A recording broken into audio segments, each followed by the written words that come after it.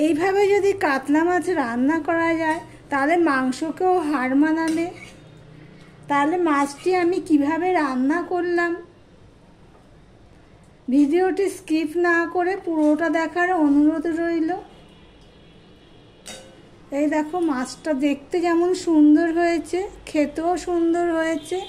তাহলে ভিডিওতে যাওয়া যাক। নমস্কার বন্ধুরা, আপনারা দেখছেন কুকিং হাউস অফ অনিমা। আজকে একটা কাতলা মাছের রেসিপি নিয়ে তোমাদের সামনে চলে আসলাম। এখানে কোনো সবজি বা আলু কিছুই পড়বে না, শুধু কাতলা মাছই রান্না করব, এর সাথে আর কিছু দেব না। চলো রেসিপিতে যাওয়া যাক। দেখো মাছ ভাজা আমি শুরু করে দিয়েছি। মাছগুলোকে আমি একটুখানি কড়া করেই ভাজবো। যারা ভিডিওটি দেখছো লাইক করতে ভুলে গেছো, চটপট একটা লাইক করে দাও। আমার যখন মাছে কোনো সবজি খেতে ভালো লাগে না তখন আমি ঠিক এইভাবেই মাছ রান্না করি। মাছগুলো আমি ভেজে নিই। দেখো মাছগুলো আমরা ঠিক এইভাবে আমি ভেজে নিচ্ছি লাল লাল করে। এইভাবে যদি মাছ রান্না করা যায় তার মাংস আর লাগবে না, মাংসকে হার মানাবে।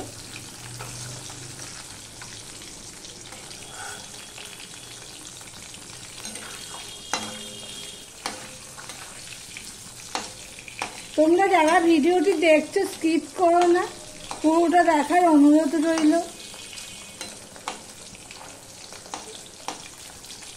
দেখো মাছগুলো সব আমার ভাজা হয়ে গেছে, কাতলা মাছগুলো সব ভাজা হয়ে গেছে। এবার যা তেল আছে এতেই আমি তরকারিটা বসিয়ে দেবো। এখানে আমি দুটো এলাচ চিড়ে দিয়ে দিলাম, আর দিয়ে দিলাম 2 টুকরো দারচিনি।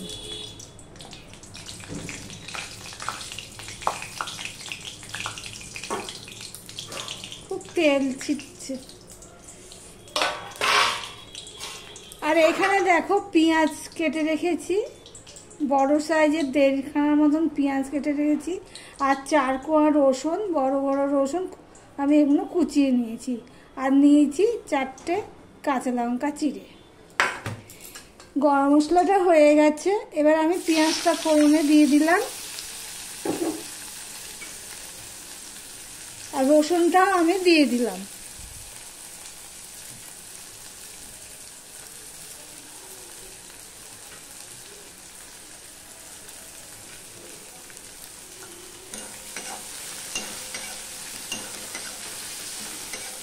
এক এক সময় তো একটু অন্যরকমভাবে খেতে ইচ্ছেই করতে পারে, সেরকম যদি মনে হয় তোমরা এই রেসিপিটি বানিয়ে দেখতে পারো।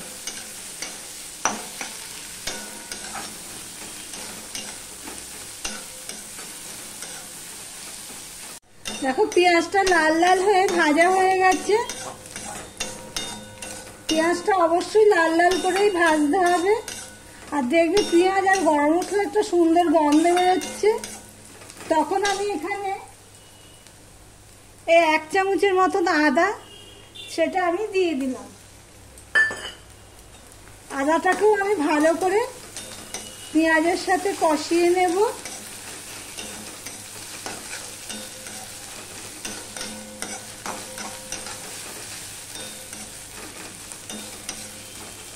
দেখো পেঁয়াজের সাথে ভালো করে আদাটা কষানো হয়ে গেছে।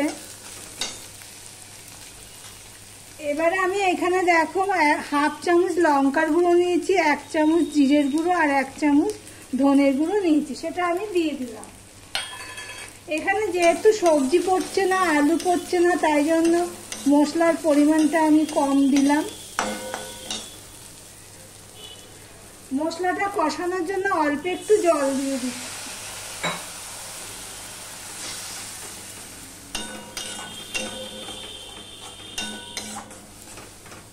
দেখো মশলাটা কষানো হয়ে গেছে, তেল ছেড়ে দিয়েছে। এবার আমি এখানে 2 চামচের মতন টক দই নিয়েছি, সেটা আমি দিয়ে দিচ্ছি। এটা আমি ফেটিয়ে রেখেছিলাম। যেহেতু টক দই দিয়েছি তাই জন্য টকের ব্যালেন্সটা করার জন্য আমি অল্প একটু চিনি দিয়ে দিলাম, বেশি না, 1/2 চামচেরও কম চিনি দিয়ে দিলাম। দিয়ে আমি আবারও কষিয়ে নেব।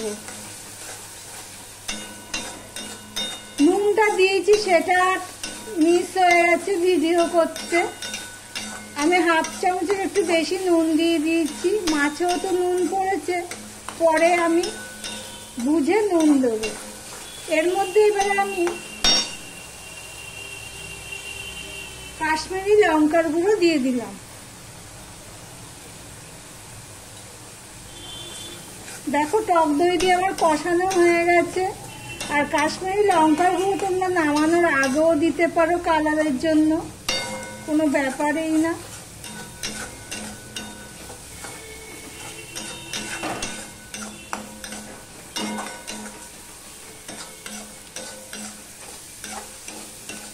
ভিডিওটি যারা দেখছো সাবস্ক্রাইব করোনি তাদেরকে বলবো আমার চ্যানেলটি সাবস্ক্রাইব করে পাশে থাকার।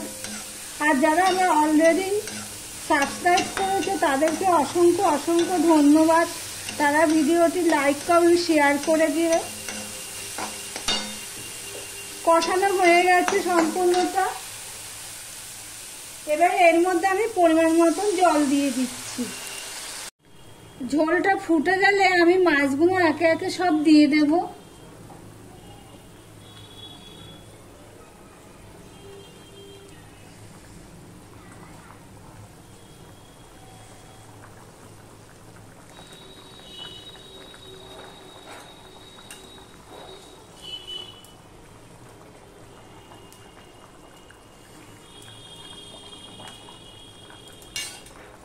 ওকে একটুখানি রয়েছে সেটা আমি দিয়ে দিলাম।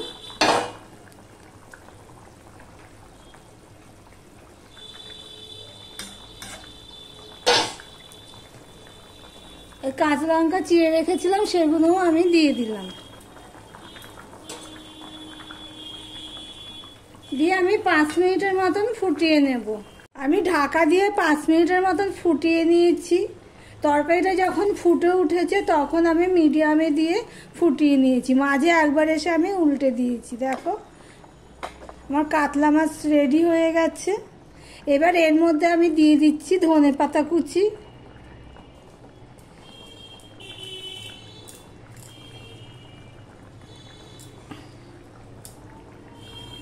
ধনেপাতা কুচি দিয়ে দিলাম। এবার আমি গ্যাসটা অফ করে দিলাম। দিয়ে আমি ঢাকা দিয়ে 5 মিনিটের মতন গরম কড়াইতে রেখে দিচ্ছি। ঢাকা দিয়ে 5 মিনিটের মতন আমি রেখে দিয়েছিলাম গরম কড়াইতে। এবার সামনে থেকে দেখাচ্ছি মাছের তরকারিটা কেমন হয়েছে। এই দেখো, দেখতে যেমন ভালো হয়েছে খেতেও ভালো হয়েছে। আমি নুনটা চেক করার জন্য একটু ঝোলটা মুখে দিয়ে দেখেছি। তাহলে ভিডিওটি আজকের মতন এখানেই শেষ করলাম। আবার অন্য কোনো রেসিপি নিয়ে চলে আসবো। টাটা।